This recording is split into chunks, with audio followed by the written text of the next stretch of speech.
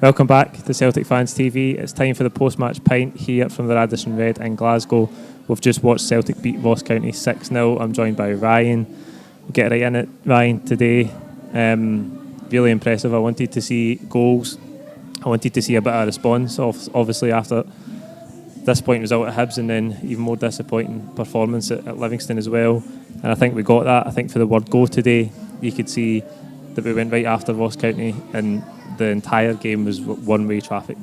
It was a scintillating performance for the kick-off. I think in the first few minutes, getting the goal, we showed a real intensity and desire to press the game, close the game down and win big, and we did win big.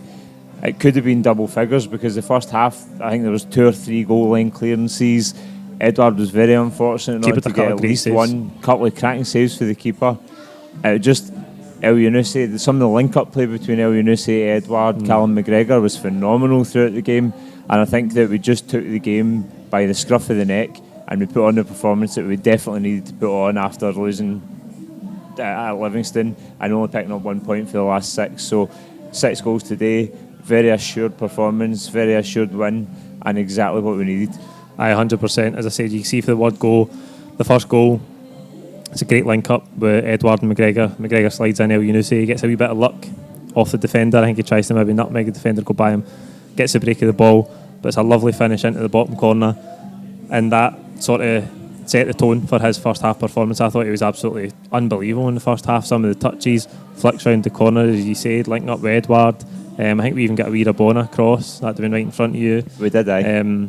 You could just see the real class oozing for Elyounoussi today. And I think that's what we've been waiting for, isn't it? We've spoke about it probably at length over the last number of episodes of the post-match pint, and I think what we saw today was Elyounoussi starting to come into a bit of form. He hadn't played a lot of football over the last year. He's now starting to find his feet, and he really put on a show today. I think he looked electric at times, and I think he just linked up so well. I already touched on it with Edouard and Calum McGregor, and I think they looked very silky together. I think it looked like a performance of like a higher level, like just it deserved so much more than playing against Ross County today. I think it just looked very, very good. It was one of the games where we're full of confidence at home and we're like a wounded animal responding for a couple of disappointing results, and we're just on a different level to Ross County. Leagues ahead, and they've had a good start to the season, and we spoke about this over the coming up start. For the championship. Yep, coming up for the championship. It was a good start to the season, and going into today, we needed the win. We were never in any doubt of getting the win today, but how we got it, it was so assured, it was so well put together, and the performance at times was just breathtaking to watch, and it was amazing. Really good performance. The home form is absolutely scintillating, really. I mean, that's 6 today. We had 7 against St Johnstone open day. We had 5 against Partick Thistle. We're really scoring for fun at home. I want to come on to Edouard again. There's more than a few notable mentions in terms of performances today, individual performances. I thought Edouard, brilliant. I mean, he could have had 2, maybe 3 in the first half. Creating so many chances, his footwork in and around the box, making space for himself. Okay, a couple of them didn't come off, a couple of them did, and he managed to get shots away. Keeper producing good saves, but he's just looking phenomenal. I touched on it in the starting on prediction as well. 9 goals and 4 for under-21s with France now. He looks like he's just taking his performances up a level, doesn't he? He is on another level. Like, he's by far and away the best young player in Scotland, and arguably fighting for the best young player on form just now in the UK. And he's up and coming, and it's probably a worry for us, right? Because we will lose Edouard. Like, Edouard is that level of player that will go far and above the level that we can offer him. So we will lose him, but the longer we can hold on to him, the better. And on that performance today, it just... See, when he's getting pressed down, like, see the close control at his feet and taking it round players. Like you said, sometimes it didn't come off, but he's just unbelievable, another level. To think that there's actually people trying to peddle a debate about who the best striker in the country is. You said, we're talking about him still being at under 21 level. He's the best striker in this country by an absolute mile. Yeah. He's the best, probably the best all-round footballer in this country by a mile. but the media can keep peddling that debate and keep them. Edouard can keep scoring. Aye, they can do their best to keep the other strikers relevant. Aye. Elyounoussi, brilliant. Frimpong, I want to come on to him as well. Very young, obviously. We've seen his first start against Partick Thistle in the League Cup. Again, we said not the greatest opposition that night, but he's again a step up today because it's a league game. At home, bigger crowd, dealt with it absolutely terrifically. I thought he was phenomenal, and you can really see that he's got that quality about him. I think you can tell that we've brought a player from a club like Man City, right? So he's always going to be that step above, that step up in class. And for an 18-year-old who has come into, he hadn't played first team football until he came here and played against Partick Thistle, and he was very impressive on the night. And then again today, I think in the second half particularly, he tore them along that right-hand side, he tore them apart, and he just went by with ease, time after time. And some of the deliveries that he was putting into the box, very unfortunate for them not to come off, but then that layoff for Forrest's goal was brilliant. He just left the defender for dead, cut him once or twice, and then that pass in through to Forrest to finish a screamer into the top of the net above the keeper was brilliant. And I can't rate him highly enough, and I think he shows so much promise. Maybe a couple of times in the first half he was a bit susceptible at the back, but that's something that he'll build into his game. I think a lot of the times today he played like a winger. He did, and he was obviously able to do that because he dominated the game, and that kind of fashion. I want to touch on that obviously somebody's just dropped a tray of drinks, by the way. We pause there, wine everywhere, glass everywhere. At that couple of times in the first half, there's no real point of criticism because I say we dominated the whole game from start to finish today, but it was so all-out attack. We were so determined to put goals in today. Like we wanted a big scoreline. You could see that. There was a couple of times where we looked a bit light at the back, like we'd overcommitted, and I remember one particularly for a corner where it was Frimpong, just back, and there was two Ross County wingers, or sorry, the left winger and the striker were over in behind Frimpong. He managed to cut it out, but we just seemed to be all out attack for the word go.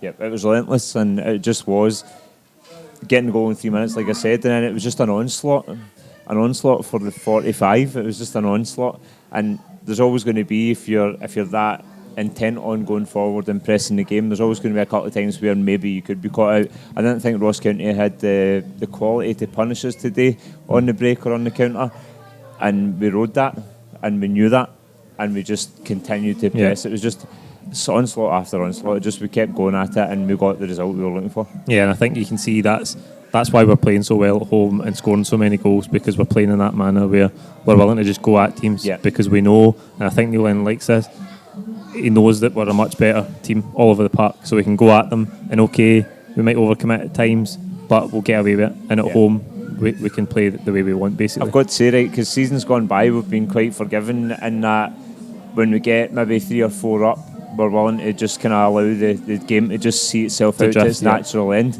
But it seems to be under Lennon that he's driving them forward, even 4 and 5 and pushing for 6, and we're still pushing for goals, and that's nice to see because we're putting teams to the sword as opposed to just seeing a game out.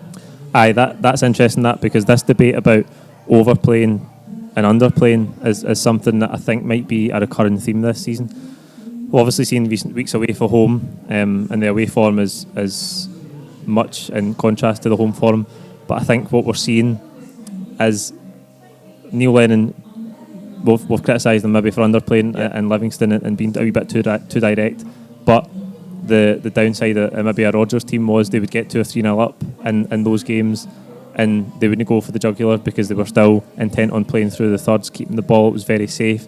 So this is an upside of that, and I think we're seeing that, and I fully expect this sort of form to continue at home all season, and that will be huge for us. Coming into the second half then, just go through the game in a chronological order. That 5 minutes blitz at the start of the second half, you could just see the Ross County players when the fourth one went in, they were just like, they just couldn't believe it. Like, it's 3 goals in 3 minutes basically. Well, that is the difficulty, right? When we hit one within 50 seconds of kickoff, and then the next one follows in quickly after that, their heads just went. And the game, if we had I think after the third one, or the fourth goal, the third one in the second half, it just, if they hadn't made a couple of substitutions quickly after that to try and break a bit of momentum, it could have been 5, 6 or 7 within 10 minutes of the second half.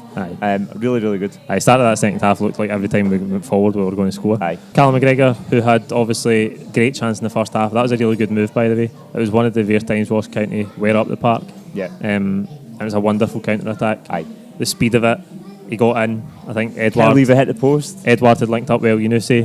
Elyounoussi had played Edouard in the left channel, and then Edouard gave Elyounoussi an early ball back in, straight into McGregor, great chance, and he's hit the post. He did get his goal, again, through the middle. So Edouard. Good to see that as well, and again, that's something that we don't maybe see all the time from McGregor, like being willing to make the runs and break the lines. We didn't have Christie today. Vogic came in for him, which we'll touch on in a minute. But I thought it was good to see McGregor, and I think he can do that more often in these sort of games. Yeah, I think it's a while for we've seen McGregor be so active going forward, and I think in the final third today, and I've touched on it a couple of times already, but just the link up between him, Elyounoussi and Edouard at close quarters was so impressive. So impressive. Their one touch and go and one touch passing was just really, really good. And I think when Edouard was a different class today, and when he put that ball through to McGregor and he got his goal, couldn't have been happier for him. And it just was so unfortunate to hit the post in the first half. I think he can definitely do that more often. Important as well for Forrest to get in the score sheet. He's a streaky player, James Forrest. He went 4 or 5 games in a row scoring. He'd just gone 5 without scoring a goal today. I think that's huge for him. Tom Rogic into the team as well. This is something that we discussed in the full-time reaction there. He's obviously been out a long time, Tom Rogic, and we know that he's got very different qualities to Christie. Very different qualities. They're different players. How do you think he done today? I think he still looks a bit short. I think he looks a bit short of match sharpness. I think he did okay. I don't think he's not the Tom Rogic of old where we know he can be. But he definitely has that in his locker. But he did all right. I think he put himself a bit enough. I think he tried to take his man on. I think he had glimmers of Tom Rogic, but I think he's still a couple of matches short of where he needs to be to step in and accomplish what we're looking for Tom Rogic to do in that kind of 10 slot behind Edouard. I think Calum McGregor stepped into that role more today than what Rogic did, and I think he worked really well there. But I think we need to get him game time, so that 90 minutes for him today, and then hopefully, with Christie being out next week, you would think probably we're going to see Rogic in there just to try and get him a run. He's got a cracking record against Aberdeen, and it's another 90 minutes or 60 maybe under his belt. He gave him 90 today. Gave him 90 today. So I thought that was obviously the intention to get 90 minutes into his legs. His arse, wasn't he? So. He was probably looking for his number after 70 minutes. But I think Christie will come back in. I want to see. I really hope Tom Rogic, we see him take it up a notch. He's obviously been out and he's got a fight on for his jersey because Christie's come in, he's done so well, and Christie's the number 1 in that position now. And that can only bode well for us if Tom Rogic is determined to win his jersey back, because that's the competition for places you're looking for. And when we have things like this happen throughout the course of the season, Christie's suspended because of a rash red card, so we need him to be at his best to come into these games. Christie back in on Thursday though. Want to move on to Thursday now. Fully expect Christie to come back in. At right back as well, El Ahmed's obviously been away with Israel. Would you expect him to come back in? We know Frimpong's done so well today, but I think you've got to be careful with a young player at that age. Another, maybe who's a little bit more experienced, you'd be crying out for him to start on Thursday. But I don't think it's the kind of game you can just throw him into. No, he's only played 2 first-team games, as we've said. So he's played 2 first-team games, both of them arguably against relatively poor opposition. So I think it's too early for Frimpong. I think, without question, El Ahmed is our strongest right back. I Looks that way, yeah. Aye, without question, and he has to start on Thursday. He's been away for international duty, but he has to start on Thursday because Lazio are a cracking team. They get a 3 each draw. They came back for 3-0 down today, so they're going to be a force to be reckoned with. and we need to bring in our strongest team, and El Hamed is our strongest right back. Absolutely. Lazio have drawn 3-3 with Atalanta today. They came for 3-0 down. 20 minutes left, it was 3-0, finished 3-3. They got a penalty in the last minute. We know they've got huge quality. It's the toughest game in the group. How do you feel going into it? We've obviously coped pretty well in the 2 group games so far. How do you think we'll approach this one on Thursday? We've had a cracking start to the Europa League, and if you think anybody at Celtic Park is coming for a tough game, the crowd were phenomenal against Cluj, and I think with that sort of backing and that sort of hostility for any team that's coming in to play at Celtic Park, it's always going to be difficult for them to try and play their game their way. So I think that we can, as long as every man to a man plays the way that he can do, we can get a result against Lazio. It's going to be a big ask. It's going to need a performance of the season, but we can do it at Celtic Park, and I'm quietly confident. Yes, it's going to be a tough game, a tough tie, but it's in our own backyard, and as long as everybody steps up to the plate, then we can do it. Yeah, I watched Lazio against Rennes. I watched the highlights of that game back, and I don't think they were particularly brilliant. Took their time to get into the game. Rennes went ahead. I think they had to bring Milinkovic-Savic off the bench, and Immobile helped him rescue it as well. I think if we can get some sort of handle on Immobile, Correa, if he's playing, who I rate highly, and Milinkovic-Savic, if we can deal with those guys, and as you say, with the atmosphere, getting top of them, put them under pressure for the word go, I think we can get something that'd be huge for us, because if we can get 3 points on Thursday, puts us in a great position to qualify. So strong. After 3 games. That's it for the post-match pint today. Like the video, comment your own thoughts below. Please don't forget to subscribe if you haven't already. And also, it'd be brilliant, anything you can spare to donate to our Celtic Sleep Out Just Giving page. The link is in the video description below. That's the 16th of November. We're raising money for a great cause. All the brilliant work that the Celtic FC Foundation do in this country, locally, internationally, going to so many great causes at such a wonderful time of the year. So spare whatever you can to donate to that, and we'll see you on Tuesday for the build-up to the Lazio game. Thank you.